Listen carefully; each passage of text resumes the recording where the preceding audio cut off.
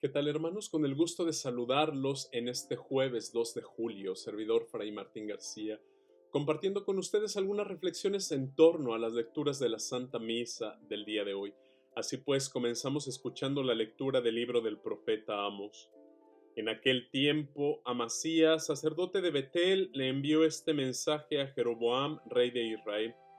Amós está conspirando contra ti en Israel y el país ya no puede soportar sus palabras, pues anda diciendo que Jeroboam morirá a espada e Israel saldrá de su país al destierro. Amasías le dijo a Amós: vete de aquí, visionario, y huye al país de Judá. Gánate allá el pan profetizando, pero no vuelvas a profetizar en Betel, porque es santuario del rey y templo del reino. Respondió Amós: yo no soy profeta ni hijo de profeta, sino pastor y cultivador de higos. El Señor me sacó de junto al rebaño y me dijo: ve y profetiza a mi pueblo Israel. Y ahora escucha tú la palabra del Señor.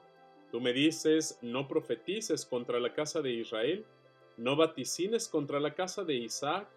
Pues bien, esto dice el Señor: tu mujer será deshonrada en plena calle, tus hijos e hijas morirán a espada, tu tierra se la repartirán los vencedores. Tú mismo morirás en tierra pagana, e Israel será desterrado lejos de su país. Palabra de Dios, te alabamos, Señor. Muy queridos hermanos, recordar la presencia de los profetas, recordar el ministerio de la profecía en medio del pueblo de Israel. Es una palabra que no le pertenece a la persona. Es una palabra que no puede llegar a intuir la propia persona. Es una palabra y una misión que viene junto con esa palabra que no le pertenece a quien va y realiza esta acción de profetizar. Lo que hacen los profetas, hermanos, es escuchar la palabra que viene de Dios. Lo que hacen los profetas es realizar una misión, un encargo de parte de nuestro Dios, y es anunciar en ese sentido aquella realidad que los habitantes del pueblo han perdido, que probablemente se han ido por la infidelidad a la palabra de Dios, que se han olvidado de cumplir los mandamientos de Dios, que se han olvidado de tener a Dios en su corazón, de seguir fielmente los mandamientos del Señor. Significa una invitación a pueblo de convertir su realidad y de ir a hacer un profundo análisis de su persona. ¿Dónde te has desviado de esa fidelidad que le debes a Dios? ¿Cuáles han sido tus acciones? ¿A quién has escuchado? ¿Has escuchado palabras humanas? ¿Te has dejado guiar por tus instintos de egoísmo? ¿Te has dejado guiar por tus ambiciones? ¿Has hecho alianza con otros pueblos en lugar de hacer alianza con Dios? ¿Has traicionado a tu Dios yendo y rindiéndole culto a otros dioses, a algunos ídolos, a aquellos que los pueblos paganos reconocen como dioses? Entonces está la invitación: regresa a la fidelidad a Dios. Incluso le señala: ni es mi misión, ni yo vengo a anunciarte mi propia palabra. Es la misión que Dios me ha encargado, es la misión que Dios me ha dado, y ahora yo te invito a ti para que tú la vivas. Yo te invito a ti para que tú te conviertas. Y en ese sentido, muy queridos hermanos, conviene el día de hoy también recordar esa realidad.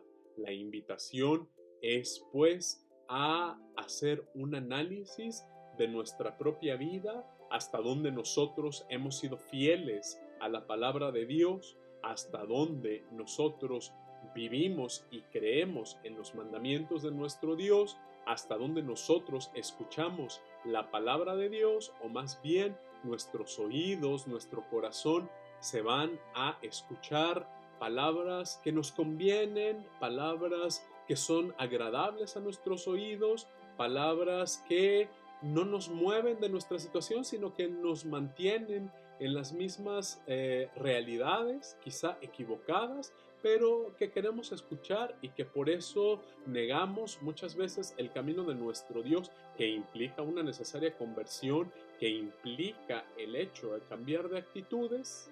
La invitación está hecha. Escuchemos la palabra de Dios, dejémonos guiar por esa palabra antes de hacerla a un lado, antes de atemorizarnos y antes de querer sacarla de nuestra vida. Ahora, hermanos, los invito a escuchar el Evangelio según San Mateo. En aquel tiempo, Jesús subió de nuevo a la barca, pasó a la otra orilla del lago y llegó a Cafarnaúm, su ciudad. En esto trajeron a donde él estaba un paralítico postrado en una camilla. Viendo Jesús la fe de aquellos hombres, le dijo al paralítico: ten confianza, hijo, se te perdonan tus pecados.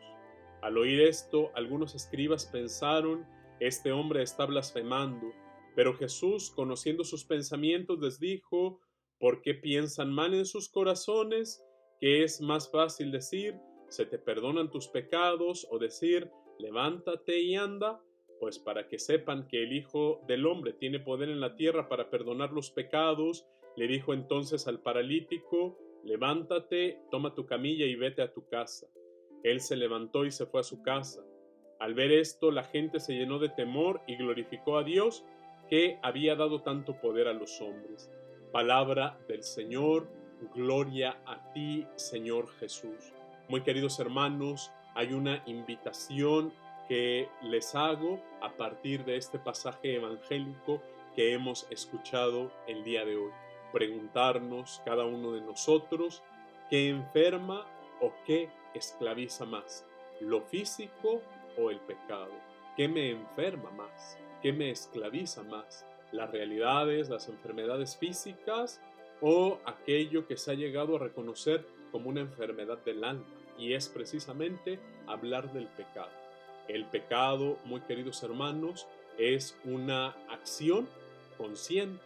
El pecado es una acción que yo conozco que está mal, es una acción que yo sé que va en contra de los principios de mi propia fe, de los principios de la integridad de mi persona, de que va en contra de los mandamientos de Dios. Y aún a sabiendas de eso, yo la hago. Eso es el pecado. Y se habla incluso de la contumacia, es decir, de la reincidencia en una acción, que por más que yo sepa que es un pecado, yo sigo insistiendo en cometerla, en cometerla y en cometerla. La invitación el día de hoy es a preguntarnos profundamente hasta dónde nosotros somos conscientes de las acciones que realizamos y de esas acciones que sabemos que son cualitativamente malas y que aún a sabiendas las seguimos haciendo. Y hasta dónde, muy queridos hermanos, el sacramento de la penitencia se convierte muchas veces para nosotros en un analgésico, es decir, en un tranquilizante de conciencia, y solo acudimos a él para no sentirnos tan mal, para no sentir que la conciencia nos remuerde. El sacramento de la reconciliación va más allá de convertirse en un tranquilizante de conciencia. En el sacramento de la reconciliación somos perdonados de nuestras culpas y nos llenamos de gracia para poder transformar nuestra vida. Por eso, uno de los 5 pasos para hacer una buena confesión significa también tiene el propósito de no volver a cometer el mismo pecado. Es decir, ese buen propósito, ese propósito de enmienda a partir del cual yo quiero transformar mi vida para no seguir en las mismas acciones y que me permita la gracia de Dios, sin duda alguna, transformar mi camino. Y esa situación me liberará paulatinamente y poco a poco, no solo de esas ataduras y de esas enfermedades físicas, de esas enfermedades del alma, perdón, sino también tendrá un resultado sin duda alguna en mi bienestar físico, en mi salud física. Confiemos en el perdón de Dios, acerquémonos con mucha humildad y con mucha fe a la gracia de la reconciliación y dejemos que esa gracia nos transforme y nos ayude. Que todos tengan un buen día.